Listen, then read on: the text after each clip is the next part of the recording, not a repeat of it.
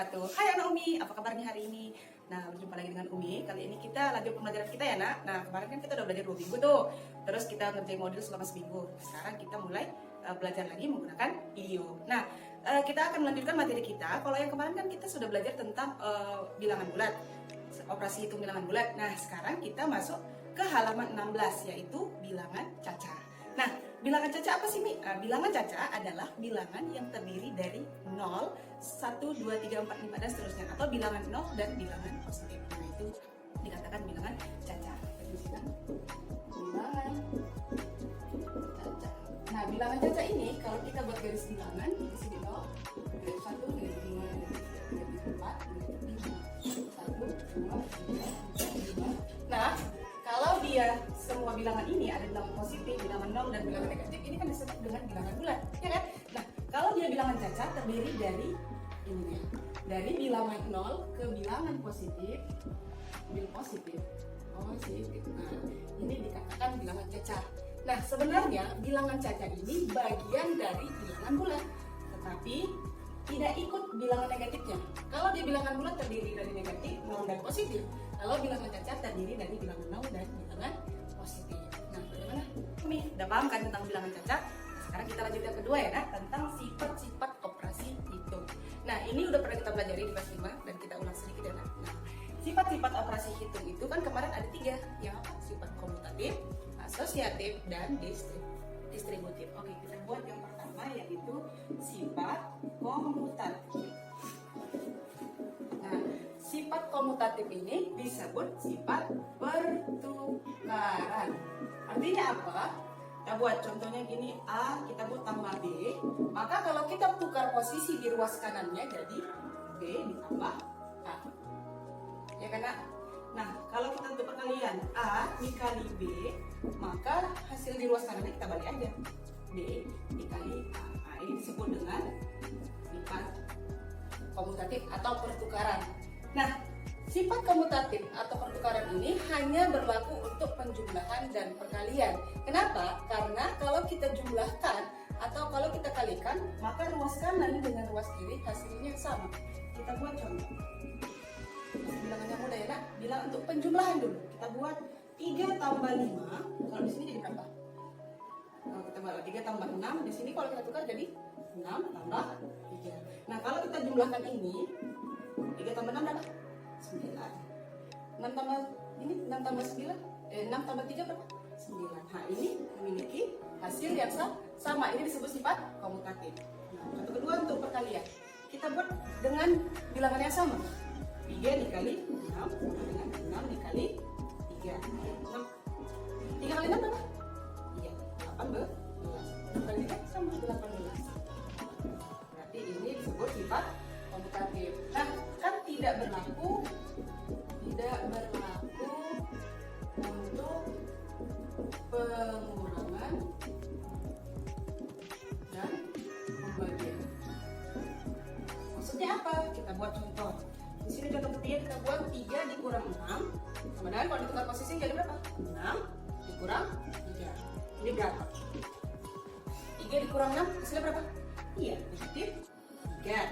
Dengan 6 dikurang 3 dapatnya 3. Sama nggak ini? Beda ya nak, berarti ini bukan sifat komutatif. Begitu juga dengan pembagian. Nah, paham karena tentang sifat komutatif artinya pertukaran. Jika kita tukar posisinya, dia menghasilkan jumlah yang sama. Itu disebut sifat komutatif atau pertukaran. Sekarang kita masuk ke yang kedua, yaitu sifat asosiatif. Nah, sifat asosiatif ini disebut sifat pengelompokan. Nah, kita buat ini ya, contoh kita buat A tambah B tambah C, si B sama dengan si C kita kelompokkan. Jadi kalau kita buat di ruas kanannya, A tambah B tambah C. Tadi kan yang kita kelompokkan B dengan C, siapa yang punya kelompok? Si A. Tapi si A kita kelompokkan dengan si B, jangan dengan si C, karena kejauhan. Tidak bisa, jadi harus sudah berdekatan. Kalau perkalian A dikali B kali C, jadi berapa? Ya, A kali B kali C. Nah, gitu. Ya, ini disebut sifat pengelompokan. Dan tidak berlaku juga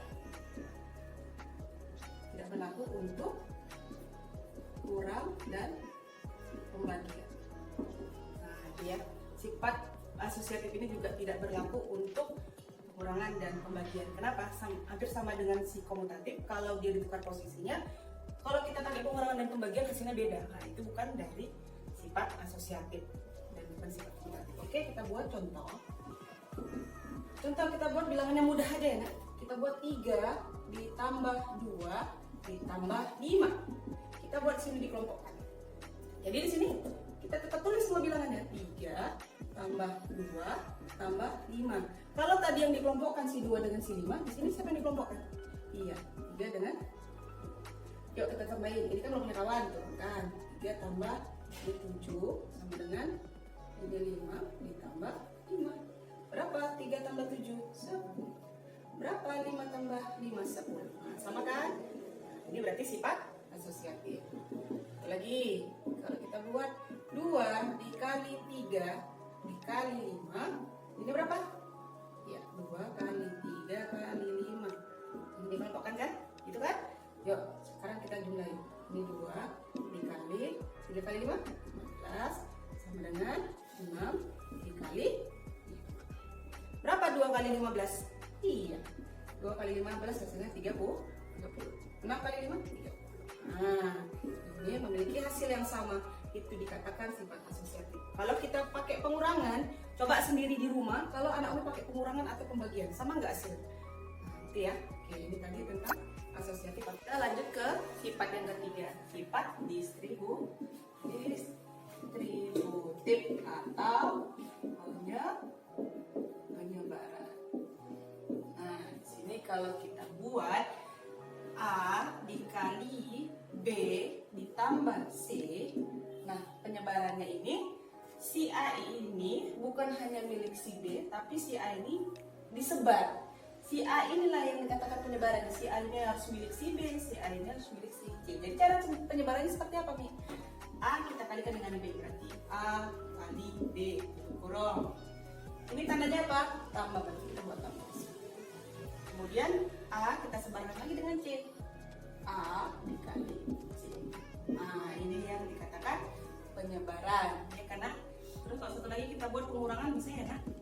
Jadi B kurang C sama dengan mana penyebarannya? Iya, A dikali B, tandanya apa? Kurang A dikali C. Nah, itu dia yang dikatakan penyebaran si A tadi. Si A kan nggak punya teman nih, sendiriannya dia. Yang dalam kurung ini berdua, tandanya pun juga berbeda. Dan si A ini harus kita sebarkan. Si A milik si B, si A juga milik si C. Jadi kayak gini bentuk penyebarannya. Nah, kita buat contoh. Contoh kalau kita buat 2 dikali 3 tambah 4. Yang mana bentuk penyebarannya? Iya. 2 kali 3 tambah 2 kali 4. Coba kalau kita cari hasilnya. Ini 2 dikali 7, ya kan? 6 tambah 8. Tetap menghasilkan nilai yang sama. Itu dikatakan sifat distributif. Jika kita pindah ruasnya atau jika kita sebar bentuknya, maka menghasilkan nilai yang sama. Itulah tadi maksud dari sifat operasi hitung. Jadi kalau di ruas kanan dia seperti ini, kita sebar dia di ruas kirinya, hasilnya bagaimana? Kalau hasilnya beda, berarti dia bukan termasuk di sifat dari distributif. Tapi kalau hasilnya sama, itu dikatakan dengan sifat distributif atau penyebaran. Satu lagi ya, nak. Kita buat 5 dikali 6 dikurang 3. Bagaimana penyebarannya?